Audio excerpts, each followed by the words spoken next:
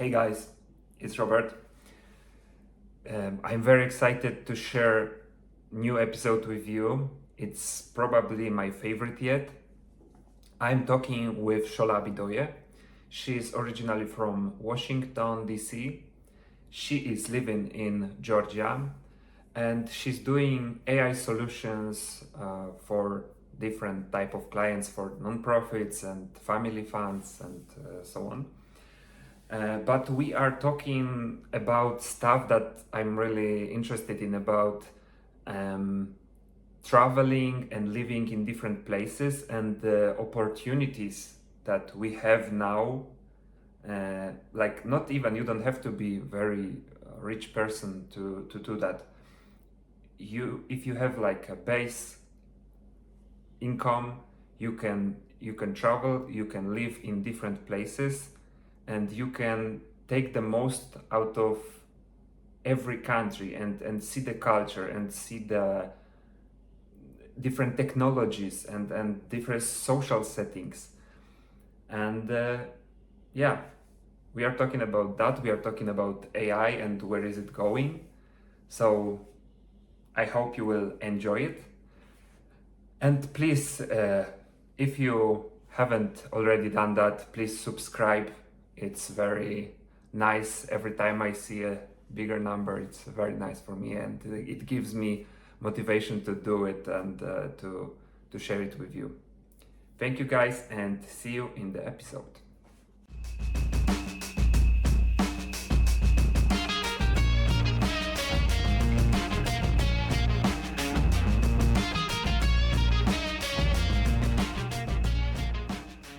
So I actually did something similar. Well, we talk about it in another venue, but I think that there's room for in-person content, and I Yeah. think that it's a great way to meet people as well.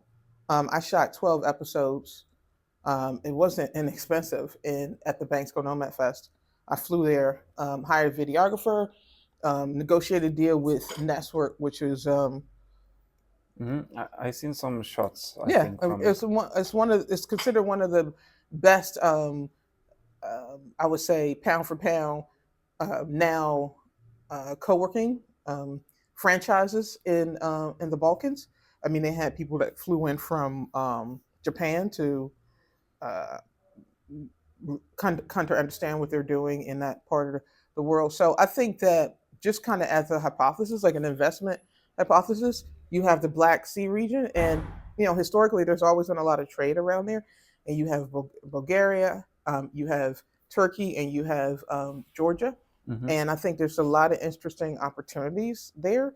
But I think that it starts with first awareness about kind of what kind of lifestyle you want, because and also your own kind of cultural background, because for instance, if you're coming from certain places in Latin America and then you come to a place, um Like, but look, like it's we are talking. You said about Balkans and here and near the Black Caucasus, Sea, and there was like historically a lot of trade here, but you can see that it's still those regions are poor. Why is that? Like yeah, that's great question. interesting. Yeah. Well, obviously, free markets versus I consider myself I would call myself a blissfully apolitical libertarian, right? So basically, like, but with an L, not with a small L, not a big L. So basically, the whole, if you know anything about libertarianism, there are different flavors. Yeah. And I was when I was in school. yeah. I was in what is it named Austrian School of Economics. Okay, Yeah, cool. So yeah, you're club, very familiar in the club. Yeah, yeah. Okay, awesome. So I definitely feel that you cannot deny the role of like free markets in better uh, allocating resources. Yes. But it doesn't have to be so extreme, right? So as an example, I went to university in grad school in Sweden. I was just in Sweden and I was like, oh my God, in Denmark, there's so much like tech wealth there. And that flies in the face of what a lot of libertarians in Austrian economics will have you believe, which is that, like, you can't get wealthy with super high taxes. there is, first of all, I was like, if I was gonna get rich, but I wanted to live in a society where there was still a thriving middle class. I would be in Norway. I would be in Sweden. I would be in Denmark. Maybe I would have legal tax structures in different places. But Yeah, talking about a place where it's like incredibly great infrastructure. I'll give you an example. but taxes are extremely high, right?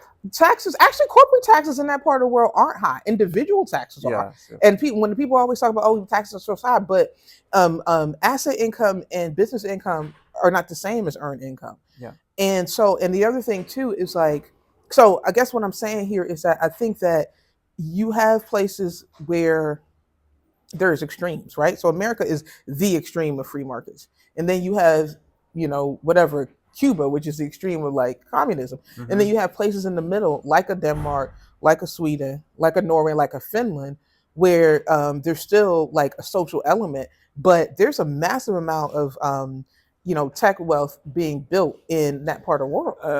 From what I researched about these countries, they have like, I don't remember exactly what was they had some natural resources, and they made great wealth from that, and then now like they are allocating those money into tech. So Well, I they think have Norway. startup, yeah. I think Norway, but Sweden and and Finland and Denmark haven't had gold or oil. The difference is the culture. So I had this conversation with someone in the Baltics, and basically the thing is that in these countries where it's easy for people to like work together, um, um, and it's almost like, to give an analogy, let's say you wanted to buy this building, right? And you didn't have you're not an ambitious guy. You just want one, And so you didn't have the money, and you decided that you wanted to, of your own volition, get together with like whatever 20 friends, and basically, they call it in America syndication deals. Put your capital together and buy this building.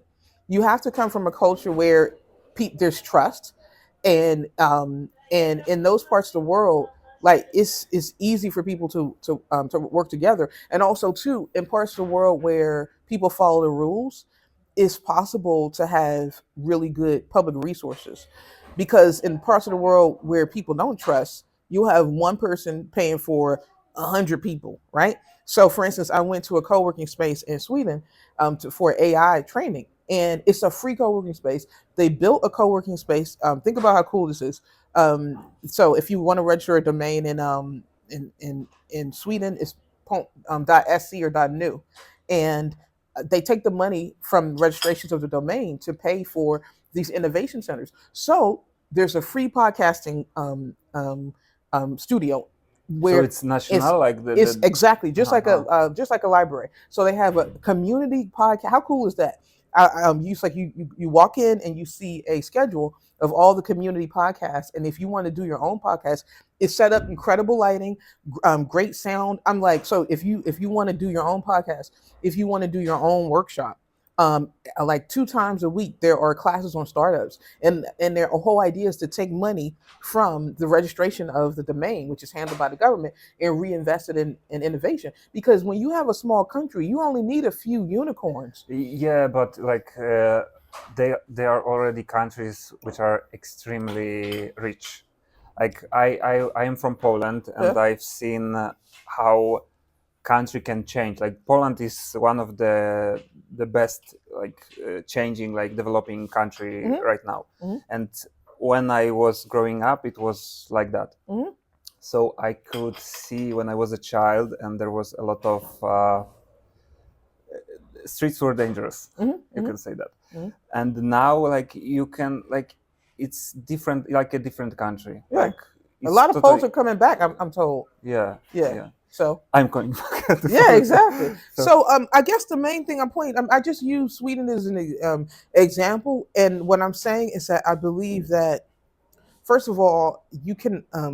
I think that it's possible to have an environment where an entrepreneurial, risk-taking, talented person can still acquire wealth. There has to be a payoff for working hard in people, right? So I think there's still a place for, free markets, conscious capitalism where people can work and be successful, and not have all their money taken away Yes. from them, but you can still maintain. Mm. Yeah, like I'll give you. But like, look, like comparison from here, like Georgia Mm. to Sweden, Mm. like if you Whoa, if you I take got to wrap my head around like that. with taxes, Yeah. how much money is staying in your pocket? Yeah, but here's the whole thing. Like I keep having. it's you can't even compare Okay, it. Like, but this is what I'm they saying. are taking in total more than 50% Where? in Sweden. Okay, but first of all, you said what? Okay, so let me break this down. There is a obvious costs, and then there are hidden costs, right? Now, what I tell people all the time, the reason why I compare Georgia to a Sweden or a Switzerland or a Finland is that if all it took is low taxes to make a country um, um, rich, why is Iceland with no natural resources one of the highest GDP per capita countries in Europe? Okay, why is Finland? What I'm saying is that this whole idea that all it takes is to slap on a label low taxes to make you rich, then you can't explain most of the highest GDP per capita countries in Europe, Luxembourg, okay, Sweden, Denmark, Finland, okay, all those countries have a progressive tax system, but they also the taxes are not exorbitantly high. For people have to separate corporate and asset taxes from individual taxes. And what I'm saying to you, for as example, people talk about the fact that okay, taxes are 50%. I'll take a Sweden, right? Okay, first of all, if you're in America and you have a family and you want to educate your kids, right? You know how much that costs? Basically $500,000 per kid. Okay, we're talking about to send your kid to school. The difference between an uneducated person in America and an educated person, it could be the difference of maybe 10 extra years of life expectancy. So what I'm saying is that you have a country like Georgia that has 10% taxes. Okay, show me where the incredible. 1%. Okay, great, Huh? 1%. So show me where the incredible podcasting studios are. Yeah, but you have to like put it into perspective, because countries you are talking about, like Luxembourg, Iceland, and so on, Yeah. those are old money countries. Like they have generational wealth, and Iceland if you was want poor. to really, Yeah, if you do the math, I'm saying like I have wanted to I can check from it 19. because my Listen, phone is recording. the But 19 take Norway, right? Norway, Finland, Iceland, and basically the Nordic countries, right? Were after the war and up to the 60s, they were not super wealthy. They just got their money in the past 50 years. Even take a country like Lithuania now, okay? The taxes are higher in Lithuania. If you compare like how fast Lithuania has grown to how fast Georgia has grown, the taxes are higher. So what I'm saying is that somebody this idea that low taxes alone is enough to grow a country, because the whole point is that I think it's a bait. Yeah, it's a for people to come, for but this is what I entrepreneurs to this is come. what I understand as Yeah. as a business person. First of all, you have to have a well-educated populace to hire people. Okay, countries that don't have good customer service are not going to get wealthy and stay wealthy, right? Yeah. So the whole point is that the money has to come from somewhere to fix the roads. The money has to come from somewhere to create advanced technical universities that can train people. For fun, because it's a public system, I went to see one of Europe's highest near quantum computers, because the Department of High Performance Computing at the Royal Institute of Technology is one of the best in the world. And the whole, like, basically it was nothing but foreigners that were coming from other countries to learn about high performance computing, because you can't do advanced machine learning. Where is that? It's in Stockholm. It's called the Royal Institute of Technology. Mm-hmm. So you can't have advanced software or AI if you don't have advanced hardware. Okay, and the point I'm trying to make is that even just last month I went to Lund University, which is considered like the Cambridge of Northern Europe, and I was looking at the medical university, and I was looking at all the staff, and I'm like, this is a poor, like, Sweden in March is cold as hell, and everybody in that all their staff could be teaching at Harvard. They could be teaching at a university in Singapore. They could be teaching at the Tech Institute of Zurich. And what I'm saying is that a country has to have the ability to not just attract but retain talent. And so what I'm questioning is this hypothesis that low taxes alone is enough to grow a country, right? And retain talent. Because I think I'm definitely agreeing with you. Like Georgia is perfect example of that. Like they are attracting talent, yeah, but they can't keep it. yeah, Like, exactly. everybody who is coming here, they love it for half a year or a year, Yeah. and then it's like maybe somewhere else. So I would love to see like how the country develops, because think about, first of all, for me, just to kind of, I just use Sweden as an example just because it's a small, the Nordic countries are small countries, all right? And I have a small place in my heart for these like smaller countries, just because I feel like it's easier to get, fewer people on the same page. When you have a country with 300 million people, 500 million people, 100 million people, it's hard to get everybody on the same page. But the smaller countries, it's easier to pivot fast. Mhm. And the thing is that you have some of the best food and wine in the world, at least for me. Incredible wine, incredible food. You have, for me, Georgia has some of the best hospitality in the world. You meet a Georgian and they're going to, give you the shirt off their back to make you feel That's welcome. right, yeah. You have great weather in this part of the world, and the winters are not that bad in Tbilisi. Okay, you have access to the Black Sea. You have um, um, really great soil for growing stuff. So the whole point is that you have the natural resources, but there's something happening, right? And so I just feel that there has to be more of a conversation, because the thing is that I am very much like I'm a proudly label myself a capitalist, but I also believe in countries having solid social programs, because the whole point is that, first of all, taxes um, can be seen as a cost or an investment. Let me tell you what I mean by that. Yes. 100%. Okay. Again, I hear these business owners talking about, first of all, I can tell the difference between an advanced business owner and someone who's growing a bigger company. Let me give you an example. Taxes are high as hell in California. Okay. Um, Now, if all it took was low taxes, why is it easier to find a brilliant like machine learning um, engineer in the heart of Silicon Valley than in the heart of Tbilisi, right? The point I'm trying to make is that money has to come from somewhere to do the following things. First of all, you need healthy people. If you have a country where people aren't healthy, then they don't come to work, okay? And you end up paying for it and you can't build, all right? So you need healthy people. You need well-educated people. People have to be taught how to think critically, all right?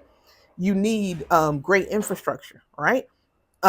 If you don't have healthy people, if you don't have great infrastructure, if you don't have businesses a government that supports research and development, so that technology can be developed and commercialized, because technology always starts in the classroom, right? It starts. This is how tech. If you look at every advancement in technology, this is what happens. First is discovered in a lab. First of all, you need, big. This is just my hypothesis. You need huge scientific labs to make breakthroughs. All right. So technology is discovered in the classroom, right? Because you need hard scientists. Yeah, Then it's commercialized, right? but like your what you're talking about, it doesn't like change in 2 or 5 years. It takes like generations, I think. It could take 20, Like maybe 20 people, years. like Look at yeah, Estonia. like with Poland. Yeah, Yeah. I would say it's like 20 years. Yeah. It's changed, but Poland got a lot of money, like the most money from European Union of any country. What about Estonia? I don't know how much they Yeah. got, but like they have program, I know, with low taxes. Like some people from Poland also have companies in Estonia because they have attractive taxes. Okay. But they are not like known for like being What, Estonia? amazing. Yeah. Yeah, I mean, it's still. I mean, at least in America, the brand of Estonia said if you want to go someplace with low bureaucracy, great startups, the just anecdotally, the GDP per capita is about $5,000 at the when the quote unquote fall of the Soviet Union, the GDP per capita of Georgia and Estonia were about the same. Estonia's GDP per capita has skyrocketed. GDP per capita here is 5,000. GDP per capita in Estonia is like 27. So in the span of 20 years, they've 5x'd their standard of living. And the point I'm trying to make about taxes is that people don't understand that there's no free lunch, okay? Money has to be invested on roads, education, healthcare, and innovation. The money has to come from somewhere.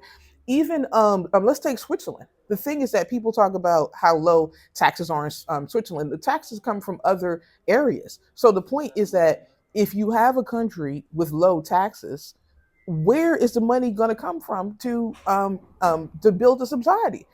I just want to know the answer to it. Like, where's it going to come from? It has to come from somewhere.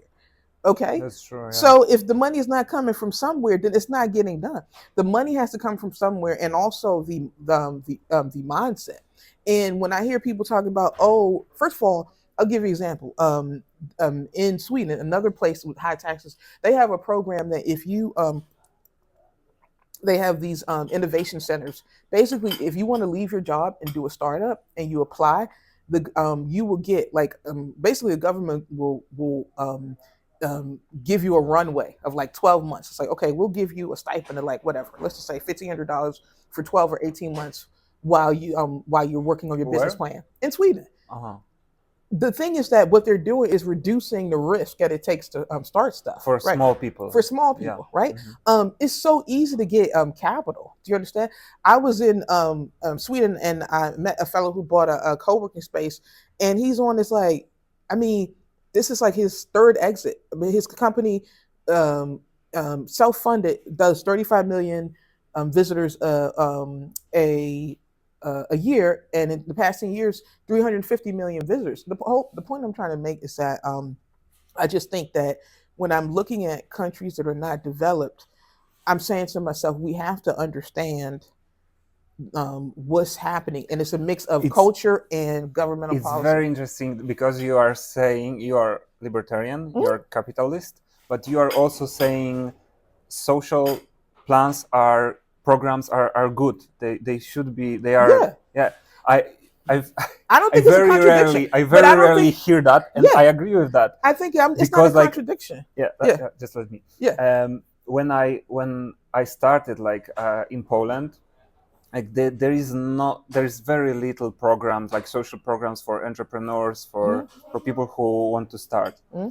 And I left Poland and came here because of that. Because I seen how much work I have to put into creating something, and they are just taking 50% of it. Yeah, and that's not good. But now, were you getting something? So this is what I'm saying. So first of all, I think that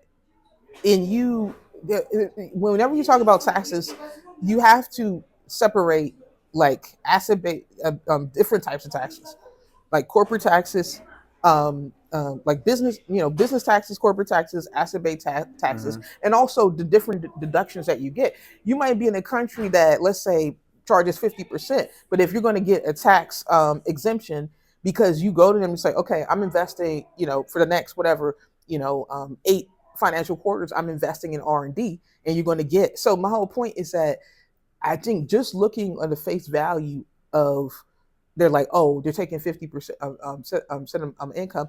The other thing too is that I think, but there also need to be a support for people like this, because if you are 100%. A big company, then you can have department of R&D and there's some other places.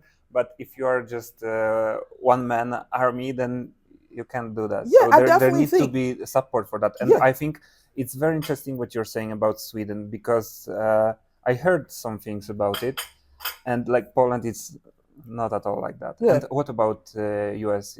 There is support for small companies? Yeah, there is, but I think the challenge with us is that we have extreme capitalism, and I think that we have to do something when it comes to the runaway cost of education and healthcare in America. And what I was going to say is that rather than just make it about Sweden, I'm just talking about the North. I My attachment is to the countries in Europe with the highest GDP per capita, okay, where people live the longest, all right, and where people pound for pound, they say that they perform the best on these happiness indexes. And what I'm saying is that all these people, and also too, there's false belief that the only people who are happy in these countries, like entrepreneurs, are leaving these countries. I was just in downtown Copenhagen, okay? Nobody, I saw more Lambos and Porsches. Nobody is leaving their nice life. And I'm sorry, I hate to say it. I don't think a lot of Danish people are going to leave. You can tell them that the taxes are -5 in Georgia. I don't think they're leaving Copenhagen to move here. So the question is, if they're not, like, what else are they getting? I think those comfortable, those who have Lambos and like, they are not going to leave because they have enough money, they have friends, they have family there, so they are not going to do that. But people who are just starting, who want to have better future, I think they might. Like it's me. Yeah. What about you? Why are you here? So for me, the reason to answer your question, for me, the answer is what I call the home portfolio solution, right? I think it's possible to live in different places where you legally can, set up, your business and corporation structure totally legally to optimize what you take home, to be in compliance with everything, and to get different, taste of the world. I love Georgia because of the spontaneity, the warmth. It's more cultural. I love the Nordic region because when I'll give you an example. I had a workman coming. I was in Riga, and the workman was supposed to come at 9, and he got there at 8:59. Okay, I had a workman supposed to come in another country. I'm not going to name the country. You could guess, and the person was there like 12 o'clock. Yes, so I said, know that what? Very well. So I said, what? I just enjoy that. I just when quality of service. Yes, and then punctuality, and then also too. I just think different parts of the world have things that are valuable outside of money. And what is the purpose of acquiring wealth if you can't live the way you want? So I'm actually a Mexican resident. I'm a legal resident of Mexico. I got my Mexican residency 2022. Thank you, people to Mexico. American born citizen. So I have residency in Mexico. So I'm an American living abroad. And that's my official status, but I'm a Mexican resident. And the vision for me is that I would like to have a home base that I stay only part of the year in the Nordic region, more for lifestyle. I love the fact I consider myself to be kind of intellectually curious, and I love the fact that I can go to Stockholm, right, and just open up meetup.com and see a list of like 2 events on like AI, or fintech a day, and I can go. And because it's such a wealthy country, like, I don't have to pay for it. I can go. I can go to the university. I went to Lund, and I saw a whole conference. It was a whole day on generative AI. I could sit there. I was talking to PhDs in math and computer science. Right? It's just there. So I love the fact that if you're really interested in keeping ahead of the curve, in places like Finland, Norway, Denmark, you can just soak it all up. Like, if you want me to pull a dollar amount to it, probably all the AI conferences that I went to in Scandinavia, if I were back home and I had to pay for them, I probably easily save $10,000 because all those conferences would have been $1,000 a pop. Because they're private. So I love the fact that I can do that. If I want to take a class on nanotechnology in America, executive education. Now you made me very interested in well, it's the countries. Like, I have to go there. Yeah, I think the thing is, a lot of people who are part of the EU, they don't really use the freedom. And the thing is that I come from America, where advanced education is incredibly expensive. I'll give you an example. My niece wants to go to medical school. Medical school tuition just right off the pop, $60,000-$70,000 a year, and then you need books and stuff. So like, we're looking at $600,000 to go out of pocket to go to medical school. So I'm just saying that I think that the biggest challenge with Europe, I think, I'm just going to speak generally. First of all, the culture, it makes the bureaucracy makes it tough for people to start stuff, and also it's easier in America to be rewarded for just taking a risk, right? Like in America, the way our culture is set up is that somebody who tried and failed is given more social status than somebody who didn't try at all. In Europe, it's the reverse. Like, oh, you failed? Yes. No, yes, you're no. There is something wrong with you. Yeah. So like in if America, you fail 2 or 3 times, then you are fucked up. So in our culture, we have a saying, and this is why so many entrepreneurs are attracted around the world. You never fail until you stop trying. So if you meet someone, it's like, yeah, I'm on my 5th startup. The last 4 ones failed, but I'm not going to stop until I, get a hit. People are going to be impressed by that. In Europe, they're going to be like, you're stupid. You failed once. You want to keep on failing. So I think that has to change. The culture of risk taking is something in Europe. That's the first thing. I think that's going to take a while. I don't think it's not going to change because of the bureaucracy. Yeah. Like you have to it's so hard to create something that it's easier to leave Europe than try to do it there. Well, I think it's this whole idea of a home portfolio. 100 years ago, the super wealthy have always had multiple home bases, right? So I think that now the kind of new rich, the digital rich, now we can live and work in different places. You don't even have to be rich, like really. Yeah. Like if you want to do it, like you can do it like for $1,000 or $2,000. You can travel the world, live in cheap Airbnb, and see other places, have set up for like your company here or there, and like in this age, like people are saying a lot of negative stuff that like wars and so on, but like we are so free. We can go anywhere for 100%. Very cheap. And I do think that so I think that everybody who's relatively ambitious should spend time in wealthy countries at least 2 months out of the year, right? So as example, I think that somebody who thinks big, let's say, and they spend 10 months out of the year in Georgia, you need to spend like at least a month, maybe 2, in New York, LA, Zurich, Singapore, Hong Kong to recalibrate, because the thing is that I think that you can get kind of, it's different level, right? It's a different, your brain expands, right? You get, the problem with these living in cheaper parts of the world is that there's a big difference between living in the first world, second world, or third world. And then you spend too much time outside the first world and you go back, it's like, it's culture shock, And I think that if you're because in certain parts of the world, it's easy to be part of like the top 10% income bracket on the amount of money that maybe a homeless person wouldn't even live on in London. And so the problem is that if you stay at that level, then when you want to come back to the first world, it feels like a culture shock. And that's not a good feeling. So I feel like each part of the world, really, I feel like if you have a home-based portfolio, part of the year in the first world, second world, third world, I think that it expands your consciousness. And I just think the quality of life. There's certain things that you're going to get in London, in Zurich, Oslo, Stockholm, LA, New York, that you're just not going to get in Tbilisi. You're not going to get in Chiang Mai. You're not going to get in Mexico City. I feel like you are saying it exactly for me. It's perfect for me because like I'm from Poland. I came here. I traveled like in Balkans. I was in Turkey, but I didn't spend much time. I was in London.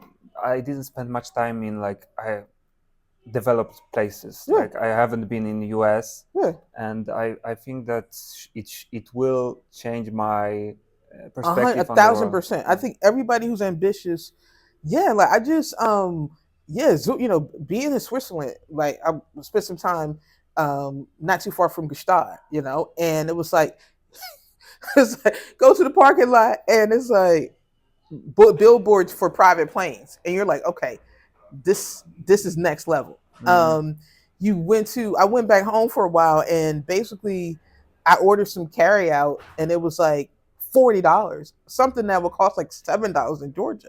I'm like, okay, that idea that I had for that new product launch, I need to get on it, because the whole point is that the problem with a lot of digital nomads is especially the ones that come from wealthier parts of the world, they put themselves in the space where their quality of life has to go down when they go back home. And I don't like that feeling. So you're living in a great place in Georgia or Thailand, okay, but you want to live in that same place in, London or Austin or Zurich. You're going to have to sell something.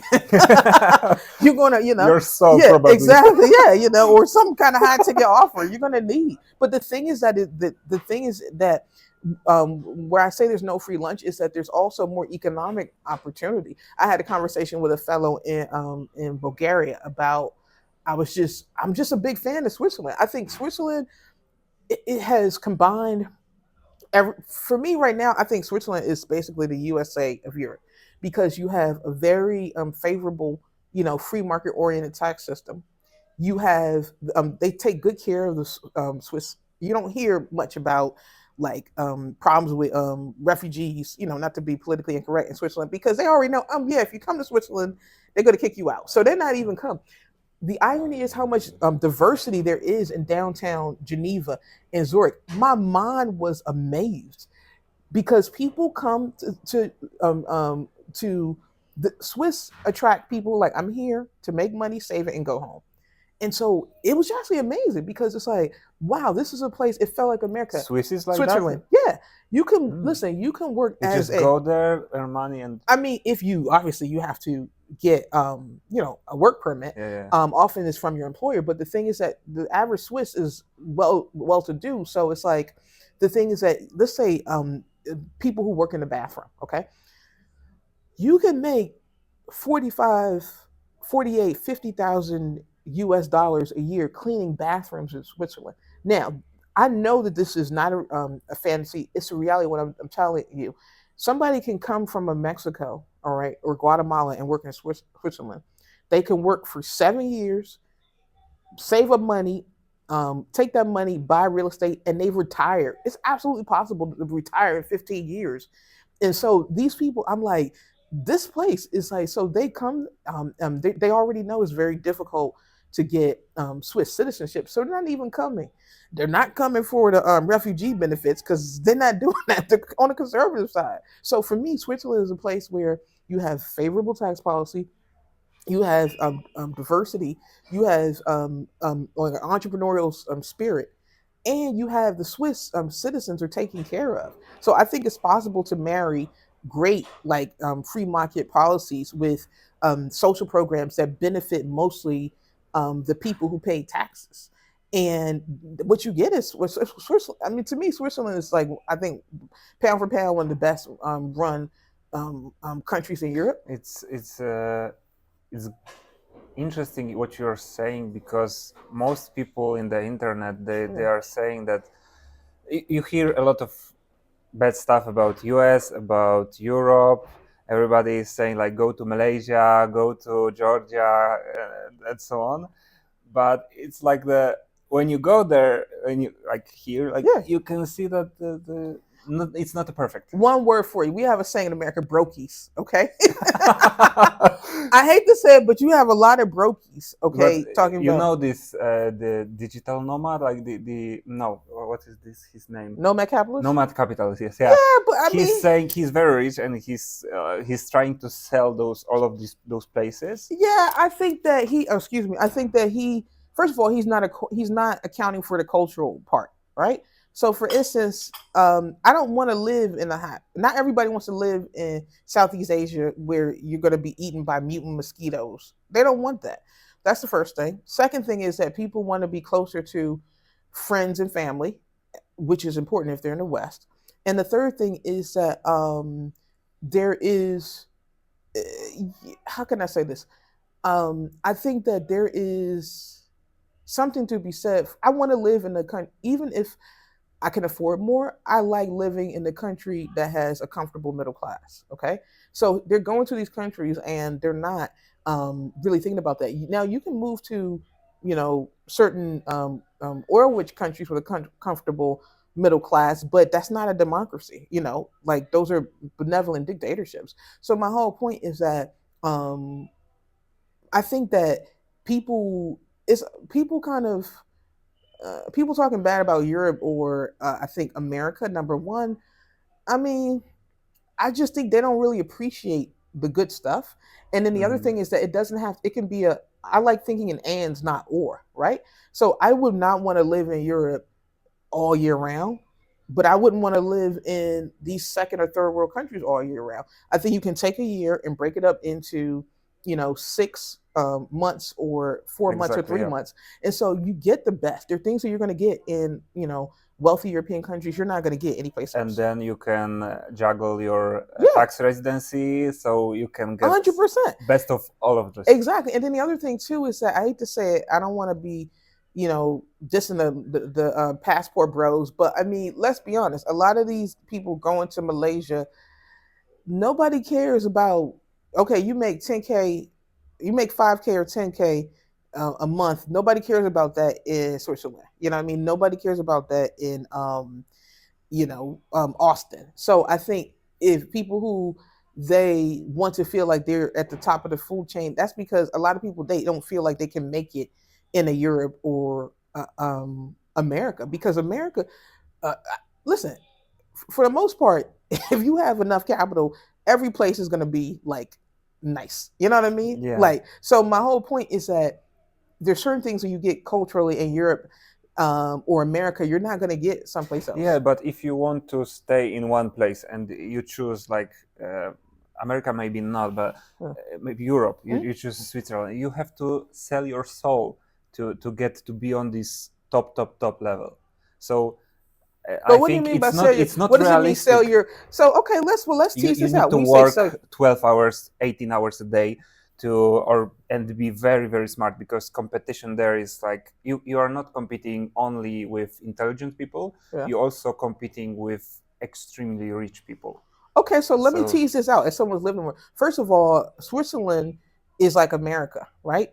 There are wealthy cantons and there are less wealthy cantons. I lived in a canton that was relatively affordable compared to America, right? I lived in a canton where you could have a 3-room flat overlooking the Bernese Alps for what a studio would cost in London. So even within Switzerland, there are affordable places. That's the first thing.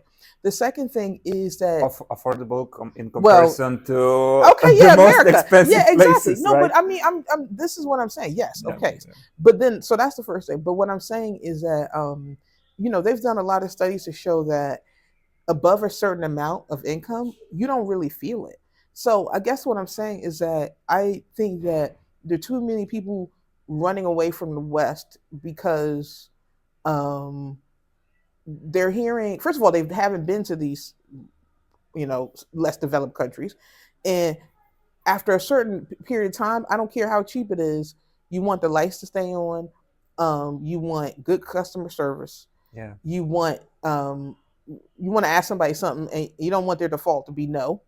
They're just things that you want from a first world country, and you can have all the money in the world and you can build like a first world bubble around yourself, but you can't, there's just certain things you're not going to be able to change. As far as staying in one place, first of all, my hypothesis was the super wealthy have always lived in different places. Yes. And I think that if you want the happy medium between not having to work so hard and living a quality of life, you are going to have to give up something. And I think that's living in different parts of the world. So it's absolutely possible for you to live 6 months in Switzerland, 6 months in Thailand, and you can reduce your costs, right? Or you can live whatever. Exactly. 6 months, one place, 6 months, someplace else. So it's like, you're not going to, you're like, I don't want to move, I just want to stay in one place. Okay, well, if you just want to stay in one place, you only have two options: to live someplace cheaper or to make more.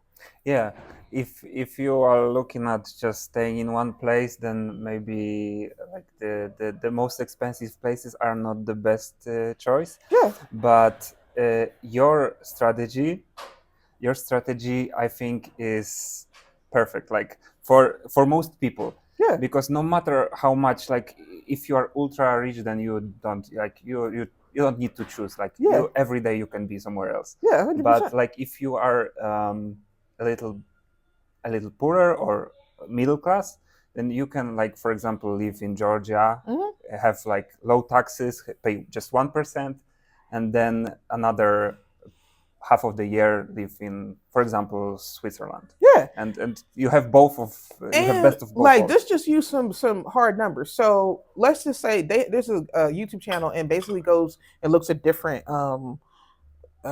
properties, and I'm just going to pick expensive cities, New York and London. Okay, so 2,500 euros a month in London is, I mean, first of all, any place in London, you're not going to get a lot of space unless you're going to spend 5 figures a month. But basically, let me use a different number, 2,400 euros a month. Okay, so the thing is that 2,400 euros a month is 800 euros times 3.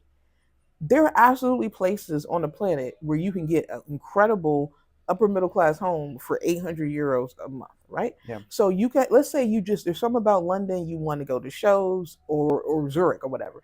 So it's possible for you to live 3 months out of the year, let's say the summers are glorious in Switzerland, right? Mhm. Or maybe you're a skier, right? So whatever you do, December through February, you're in the Alps, right?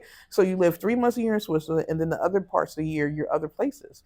It's so easy to do that. So I just feel that what a lot of people are, here's what a lot of people are trying to get folks to believe. Oh, Europe and America, they're done for. It's too expensive. First of all, like I said, the super wealthy in those parts of the world, they're not going anywhere. If anything, wealth is being concentrated. Okay, if the super wealthy aren't leaving a place, then there has to be, the best services are always available for the super. Yeah, but there was some survey, study about millionaires living UK, Mhm. and it's the biggest, last few years, the biggest leave of millionaires from UK, and I think they are leaving, but But are they coming back? as a tax residency. Yeah, exactly. And that's what they measuring. So Yeah. they are leaving their business in some other place, some other country, and they are still living there like part time. And there's I a lot don't of people believe they left their friends, their family. Exactly. And so on. There's a guy, Charlie Morgan. He's kind of really big on YouTube, and he British guy that's part of the Exodus, lived for Dubai for 2 years, and he just came back. He was like, I'm done. So the whole point is that I think instead of people writing off the West, I think it's better to think, how can I afford to live where I want to? First of all, I always like to start with, if money were no object, where would I want to live? Okay. And then you think about, okay, maybe, I won't live there all year round, but part of the year. And I think that, like I said, you think about, you break the world of the first world, middle income countries, developing and developed. Each tier has different things to offer it. Of course. And so I just think this whole idea of completely writing off the first tier, and then also too, for networking, right? If you go to Davos in when is it, February or January, pound for pound, Switzerland has the most millionaires per capita of any country in Europe, if not the world. The whole point is that the mindset of somebody did an experiment. They said you could take all the money that Bezos, Musk, Bill Gates, and Warren Buffett have in the world away, and you put them in a room, and just with the knowledge in their head, they're going to create something, and in a couple of years, they're going to have built another $1 billion startup. So the thing is that you have to ask yourself, what's in the mind of the millionaire, walking around the streets of San Francisco or London or Zurich, that's not in the mind of the people living in less developed places, because everybody has the same 24 hours. They have access to the internet. The reality situation is that if you give people resources, and this is where I sound like I'm contradicting myself, because like, you can take money from the rich through taxes and give it to the poor, and they will lose it. But if you don't change your mindset, what's going to happen is that producers are going to continue to produce and consumers are going to continue to consume. So they're basically going to create stuff and sell it to the poor people and take the money right back. Yeah, it's like this study about people who won lottery. Yeah. They, in a few years, all of them are broke again. So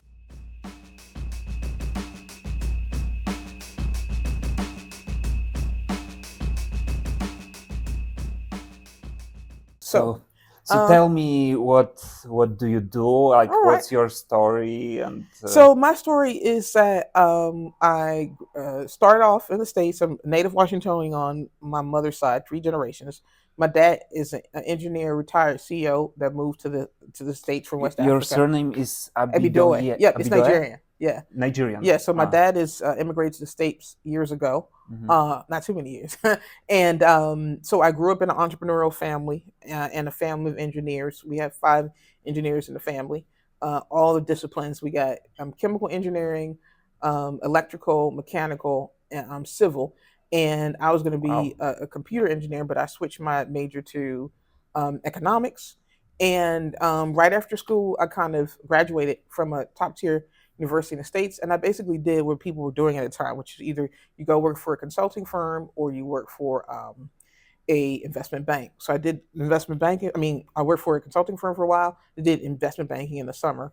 And then I started working for startups, went through several of them, had some highs, had some lows. Then, what was this, around 2008 or whatever, there was a crash. I said, okay, I want to. So you were working before the crash for startups? Yeah, I was working Wow, for startups. so that's Yeah. good timing. Yeah. But when I got burned out, I did what kind of is basically in the States, when you want a career change, you go to graduate school. So I took a summer off and I started backpacking, and I met a Swedish guy in Ghana, West Africa, of all places. And I was thinking about, where should I go to school? Harvard Business School, Wharton, yada, yada, yada. He's like, have you ever thought about going to university in Sweden? I was like, Sweden? Like, isn't it cold there? He's like, no, we have really good technical universities. So through meeting this fellow, I applied to the Royal Institute of Technology, very well respected tech university, and that's how I moved to Sweden for the better part of 5 years. And then after that, So you have to live full time in Sweden if you want to study? Oh, well, yeah, at the time, because it was an in-person program. Actually, I was thinking about this, so it's very interesting for me. I mean, they probably have some now. There was some online programs, but then you had to be in person. It was taught in English. So that Swedish story is kind of how I, got to the point where I was like, I really want to be in Europe. And then after that, I kind of basically fell into entrepreneurship because at the time, basically digital advertising was taking off, and so I got involved in basically what's called CPA affiliate marketing. So basically, the way it would work is that you would invest your own capital into driving driving leads in sales for businesses, and then you would get paid. I had 2 marketing agencies. Okay, so right? So I was a paid traffic affiliate, and that's how I learned like lead generation, which is a evergreen skill that you can take to any business. And I did that for a while. Kind of got burned out of lead gen, but I kind of lucked out and had like a small acquisition because instead of just buying traffic, I started buying domains and creating like lead gen sites. And then a business came to me and said, well, instead of us just buying your ads, we'd like to buy the portfolio. So that was like probably one of my biggest wins. I sold it. Then I started backpacking What around. type of website was it, like? EDU. So it drove online education leads, which at the time, pay anywhere for courses. Yeah. Okay. No, for universities like the University of Phoenix, Walden. Okay. So at the time, leads would pay anywhere from like $25 to like $100 a lead. So it was really lucrative. After that happened, I just kind of went on a trip around Europe for about a year to kind of find myself. I lived in Marbella for almost a year. Then it was like a year and a half. Then I lived in Budapest. Then I lived in Lisbon. And yeah, just traveled around a lot. It was great. It was before like, things. This is like 12, 13 years ago, before digital nomading really came. Like there weren't all these Facebook groups and YouTube channels, whatever. So yeah, you pretty much had to figure it out on your own. And yeah, I did that for a while, and I was like, what's next? And what ended up happening is that I just got really good with first party data as a result of learning how to buy media. And so companies just started coming to me and saying, like, how do we basically make sense of this data for operational efficiency. And that's how I fell into being a data scientist. And in 2018, I really got knee deep in the machine learning and AI community. And we started a podcast called the Accessible AI Podcast with a fellow who's Estonian. And it, from to our knowledge, is one of the first podcasts solely focused on helping small businesses understand how to apply AI. So that was like 5 years before ChatGPT. So we had the guy who helped build out Watson, which was IBM's first major breakthrough with AI. Some other like laudable people, and I just fell into a passion for machine learning. Notice I said machine learning. I didn't just say AI because every time I hear people talk about AI, I'm like, what do you even mean? Saying AI is like saying science. Like I do science. Okay, are you a physicist? Are you a geneticist? Are you a biologist? Like what branch of science? So for me, my core focus has really been on using natural language processing, generation, and understanding. Building RAG. I'm getting a little technical here, but whatever. Building RAG models and doing clustering, which is basically like looking at data and saying, okay, I'm working with a family office or a nonprofit funded by a large foundation or a fund. I need to figure out where are like the majority of my donors, right? Do 80-20 analysis. Like, see, 20% of your donors might come from, 80% of your donors might come from 20% of postal codes. You want to be able to understand that stuff.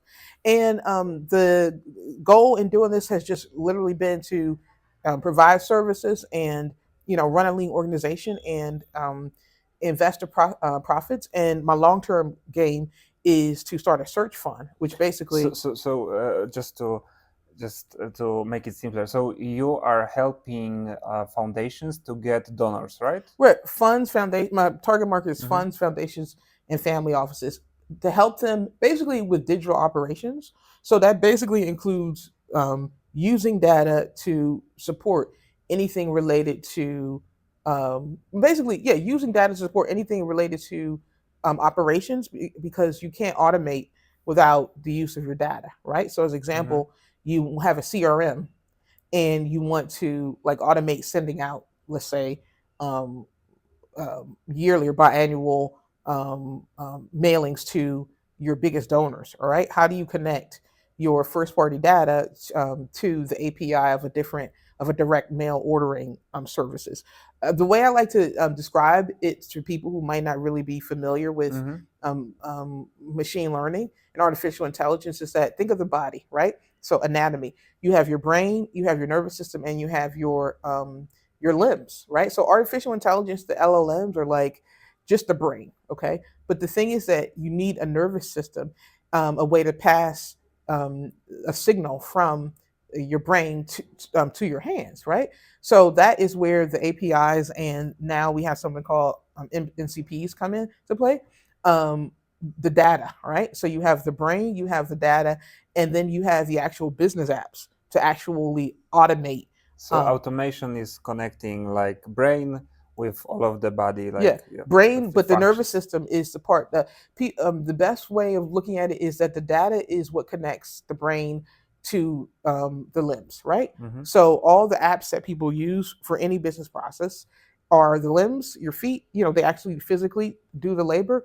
The brain does the thinking, but you have to have the data to connect the brain to the limbs. And I think what is hard for people to wrap their head around is they think AI and they think ChatGPT and they're like, well, it doesn't do anything for me. Like it doesn't make a call, it doesn't send out email, it doesn't schedule an appointment for me. Like everything that your tech stack does, people are just wrapping their hair around what I've been trying to get people to think about, which is digital labor, right? Which is any business goal you have, any OKR, organizational key result, any business outcome you want, you have to apply labor, and the labor can be physical or digital. And so I think people are just wrapping their head around the fact that, AI is basically like digital labor, right?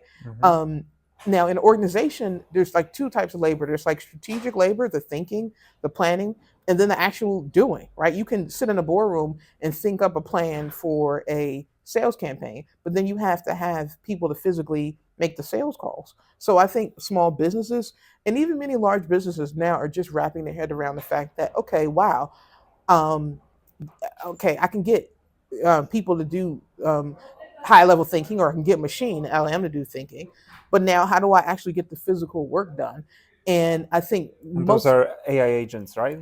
they're AI agents, but also workflow. So just to kind of be Disconnecting, yeah, right? yeah. So AI agents are, the way I like to think of it is, or explain it to people who might not necessarily know that, because that's another term is being um, batted around, is um, a digital laborer that can work autonomously, right? Meaning you can just give it a outcome and it'll decide what to use, right? So if you think about any company, you have people that you assign tasks to, and then you people you assign outcomes to. So example, you might have a secretary and you say you assign her a task, like call these 10 potential investors, right?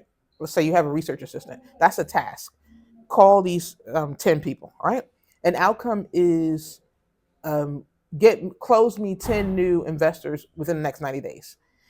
You've just given them an outcome, and it'll decide all of the processes and planning and steps needed for that outcome. So I think the problem is people are trying to they're trying to, we have a saying, you try to run before you walk. Everybody wants to just assign an outcome, which your agents can do, right? Mm-hmm. But they don't understand, most small businesses haven't even gotten simple delegation done, right? So if you look at a typical, let's say, business under $10 million, you still have the CEO doing like manual tasks, like tasks that they haven't even delegated to an assistant or a research assistant. So the thing is that if you haven't learned how to like delegate and manage getting tasks done, the whole idea of abdicating an entire process to an AI agent, I don't think most people are not ready for that. Okay, because the agent is going to be making decisions for you. The best analogy I can think of is that I was in a luxury Uber uh, in Copenhagen last month, and the car was like locking the door, but I wanted to get out, and it was like, so it would not like let me. I was like, I'm not quite ready yet for that. It's like agent doesn't understand what actually do you want. They understand what you told them, but they don't have bigger picture. That's So part of yeah, it, but the like, other part of yeah. autonomous agents. What people don't understand is when you abdicate um, an entire outcome to an agent, it'll start telling it what it thinks you should want, right? So so in other words, I gave this is the best example. I was talking to ChatGPT and I was doing some editing, using Gen AI, and I said I create an image, and I said, okay, update the image and keep everything verbatim and only make one page change. Now, verbatim means don't change anything. Mhm. Well, it gave me back something that it thought I should want. Like in its mind, it decided, no, I'm not going to listen to your command Change. verbatim. And so the point is that I don't think that most businesses are ready for fully autonomous agents. I think the first step is just like delegating like first and second level automation tasks, right? Um, in other words, getting small groups of activities delegated to digital labor, and then you can get to the point where you really have an agent that you're comfortable because you've trained it making autonomous decisions. And so that's kind of where I'm sitting at now, and that is kind of what my end game is, actually, to kind of just transition a little bit, which is there's an investment vehicle called a search fund in the States, and basically the whole idea is that you acquire a business that's typically in more mature markets. And the whole idea is that you don't really acquire the business unless you can create some value. And you typically, there are different capital structures, but typically you raise funding from outside of investors with the understanding that you're going to exit the investment in 5 to 7 years. So the whole idea for me is I've just had this aha after working for years building efficiencies in companies, that I should just be doing this for businesses that I own. Like everything I've done for every organization that I've helped or advised on, use that same like process engineering domain expertise to create operational efficiencies in businesses and create a holding company. And so that's where I'm headed in the next like 18 to 24 months, which is launching the search fund with the goal of acquiring a business, very likely in Europe, and with the support of American and European investors, like rolling out operational efficiencies when it comes to deploying digital labor, creating real enterprise value for the organization, and selling it off. And that's actually one reason why I'm so bullish on Scandinavia. I feel like I probably shouldn't put this out, but as an example, there are 19,000 businesses for sale in Finland alone, right? What's happening is that in these wealthy countries where you have aging population,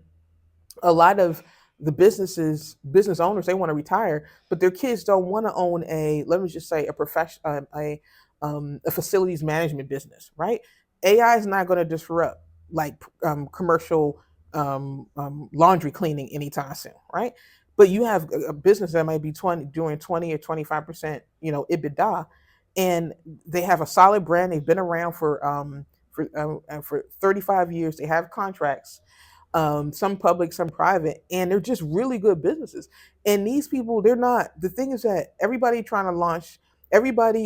is trying to use AI for product innovation, and they're not really thinking about using AI for like process innovation. So you have all these companies. Like the way I like to think about it is this whole. Nobody sees AI in all the physical things in this room, right? So we have this cup. I often play this game with people. I'm like there's a name of a company, ID Fine, right? Nobody's thinking about, okay, this is a company that is creating and manufacturing physical coffee cups, right?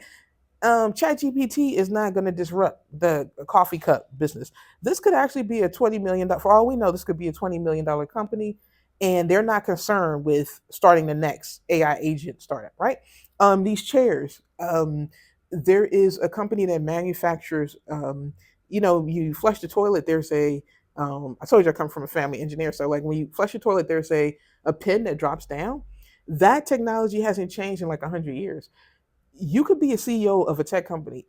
If you're at home working and your toilet stops, you're going to stop what you're doing and fix their problem, right? So all these infrastructure, like there's so much in the way of physical businesses that are in some sense shielded from AI, and nobody is thinking about how to apply artificial intelligence and use digital labor in these like boring non-technical businesses. But these businesses are not like they're not going anywhere. Number one, I think the reason why is number one, you do have to have different skills to buy companies. Obviously you have to learn how to raise capital. You actually have to have some operational experience. Everybody these days feels like they can launch a SaaS company, but now if you buy I was looking at a deal. It was a commercial film company, right? So when government agencies hire commercial film companies to do surveying, right? Let's say you want to survey the whole city, right? People think about filming, they think about like consumer-based stuff. Like I'm gonna shoot a video. They don't think, oh, I didn't know. It's like there's an entire profitable industry of commercial filming, and these companies have had contracts going back 50 years with the same 4 or 5 government agencies, and AI is not disrupting that. On the innovation side, but then maybe on the processing side, example, run some algorithms that take all the images and sort the data of the images. Human beings are still doing that kind of stuff. So the point I'm trying to make is that everything that you use physically is a business that probably has a outdated manual process, and very few people are thinking about how to apply AI to make those businesses more efficient. That's very interesting. I also didn't think about that. People are there right now. People are focused on the sexy part of AI. So what you can see, But yeah, like real money, I think might be that what you're saying is that, It's the YouTubers. Like the minute there are some of these buy business, that's not a new sexy thing, at least in America. It hasn't quite gotten to Europe.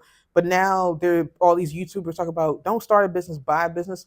They basically turn it into a business opportunity. That is probably not going to have as much traction simply because you have to raise, capital, and you actually have to talk to people. So that right there, like having to talk to people and raise capital is going to keep out some people. But then the third thing is that you have to actually know something about business. So if you buy a business and you don't know how to make it operationally efficient, then not only are you going to lose your money, you're going to lose investors' money. So I actually like areas where there's a bit more of a barrier to entry because it means the profits are protected. But what I will say is that if you look at the largest uh, venture capital fund, the most prestigious one, the one that has invested in Apple and Airbnb, etc. in the States, it's called Sequoia Capital. It has, I think, 60 billion, or maybe let's say between 60 and 90 billion dollars in under management. The largest private equity funds, you've heard of the Blackstones and the BlackRock, BlackRock, has yeah. $9 trillion, right, under management. So we're talking about almost 10 times. So the thing is that yes, it's more like a country than. oh yeah, it is. It is a country. You add up all of the GDPs of all the Baltic countries and the Scandinavian countries combined, and it doesn't equal 9 trillion. But the point is that AI is not going to take away the fact that we still live in a physical world and everything. Like, let's look at these flags, like flagpoles, right? There could be maybe five. I don't know for sure, but I would investigate. There might be five leading flagpole countries in the world making hundreds of $1 million in profits, and nobody is sitting around creating TikTok or Yeah, like videos. Mr. Beast created chocolate Yeah. company because like he noticed that in the US there is only like 3 or 4 chocolate companies who have everything, Yeah. and he I could had buy that. so much exposure that Yeah, he he could decided just exactly. yeah. And people like AI is not going to disrupt how much like people eat in chocolate, like the commodities markets. First of all, anything that's been around, the longer something has been around, the more shielded I think it is from disruption, right? So again, like I guarantee you, like ask yourself the last time you, and I just picked flag companies because I'm looking at a flag. Like Yeah. ask yourself the last time you saw a YouTube video on make money with flag pole businesses, right? Is the flag are flag poles going away in the next 5 years because of AI? Probably not. All right. Same thing with these ducks. Like I don't know how it works, but chances are, let's say it sends. This is for air conditioner, right? Um, Zapier upgrading its AI systems is not going to all of a sudden make people not want air conditioners. So the whole point is that technology can be used to innovate on process or product. And I just think that there's a lot of people that because the process part, maybe that's just because that's the engineer in me. People, I find that more intriguing actually than the sexy product innovation. And then the other thing too is just in terms of risk. Like 50% of startups um, fail. Yeah. Like I 90%. think more than 50.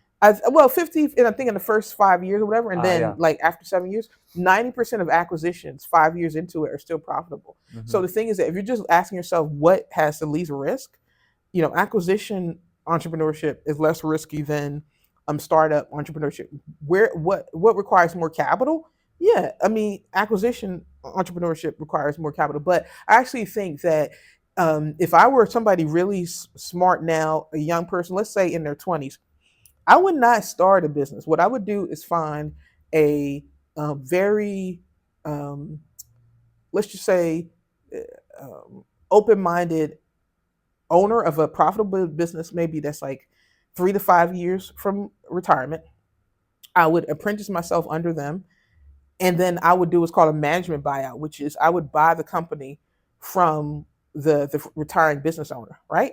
So I would spend the 5 years mentoring under them, learning the ropes, and then I literally would buy the business. And the difference between an acquisition and a startup, wow, that's very that's yeah. very good. And to you, one of the things I would like to say is that I'm just as a sidebar, I'm a big fan of in-person information. So data is my thing, and I can tell you the best data that you're going to give, is conversational data, right? In person. And I talk to people and they're like, wow, I always ask them, like, when's the last time you saw a video on this? They're like, nah, I haven't.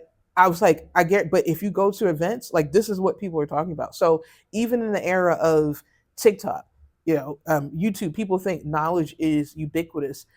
But yeah, like that. Why I started this podcast is I want to show like real conversation, because what you are saying, that those are real conversation where you on the conferences, and what is shown on YouTube and everywhere else is like edited, like interview. Like I'm asking you a question, like you see, like you could talk about anything you wanted. I'm just here to listen to you, maybe ask some questions. As am I. Yeah. So actually, I think we have enough. Okay, well, let's just one thing I would, just to kind of wrap it up. If anybody finds any of this stuff interesting, feel free to reach out on LinkedIn. And if we're in the same place, we can have a coffee. I will put into description your LinkedIn. profile, LinkedIn. I would say that these ideas are, in many respects, what people are not talking about. Warren Buffett has a saying, zig where other people zag. So I really think that these are the kind of ideas that people have to, entertain. And you have to look at what the big money is doing, not what people are talking about. And the last thing I want to say is, I think a lot of younger people associate the size of somebody's social media, right? So I have had a YouTube channel that I just started reposting on. It's super grungy. I started in 2011. I had two people reach out to me. One is an investor in a certain part of Europe that I will not mention. Let's just say, they're comfortably worth high 8 figures. Somebody else buying a business in New York, and I think I have like 90 subscribers. But there is a real person. Every view is a real person, and what you talk about matters more than how many views, because it's better to have 1,000 views from 100 investors than to have 100 million views from, I don't want to say a bunch of brokies, but basically people would just watch that. But also I think you should give yourself some credit, because you can get information, but you also have to process it. And your ideas are very good and deep. So I think people would like to hear that more. Well, I'm coming. There's always a balancing act between doing and talking about it. And I think this is kind of what Gary Vee calls the document, don't create. So I'm leaning more into like documentarian style of content, where I'm basically doing things and then just sharing with it. So yeah, I have fun. I think you have a hit on your hands interviewing people, and I'm excited to see what's next for you. Thank you very much. Yeah, that's fun. Yeah, for sure. I had fun.